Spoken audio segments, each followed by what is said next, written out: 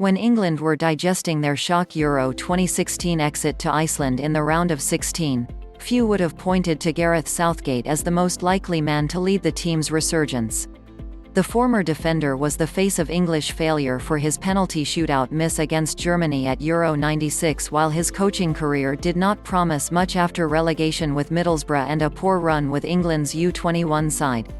Indeed, he got the top job by accident, stepping into the role on a temporary basis when Sam Allardyce was sacked by the FA after a newspaper sting. His eventual appointment was greeted with little enthusiasm by the English press.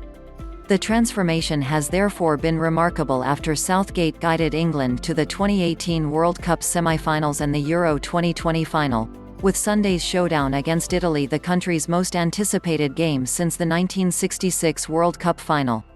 Sky Sports' Gary Neville and Jamie Carragher look ahead to the encounter with Italy and reflect on how Southgate has captured the nation's hearts. Is football really coming home? Why England needed SouthgateRedknapp. How England can beat ItalyMerson says. Italy will be worried about EnglandEngland notebook. Southgate facing his biggest challenge Neville. Mesmerising watching England 132 Gary Neville says it was mesmerising and spine-tingling watching England beat Denmark in the Euro 2020 semi-finals on Wednesday night. Sky Sports' Gary Neville. I've watched England many times over the last 10 years and I'm normally quite cold about football. Sometimes I'll get a bit worked up about Manchester United games, but I watched the England vs Germany game last Tuesday and I felt quite emotional during that match. Maybe it was just the fact that 25 years ago I was sat there in the crowd.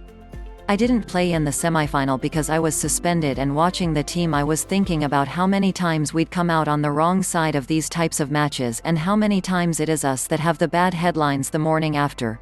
242 Kyle Walker says England expect a tough night against Italy but will relish the pressure of bidding for a major title. See more England content on the FA YouTube channel. And then just seeing those lads overcome Germany last week, I did feel quite emotional.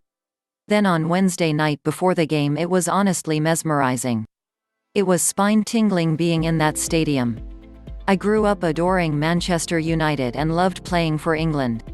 So, for me, I always loved my country. I loved playing for England but never really got to the point whereby it gripped me like this has in the last 7 to 10 days. I loved watching the team in Russia, but this is obviously completely different being in England. It's so special, especially with the fans not being in the stadiums in the last 18 months.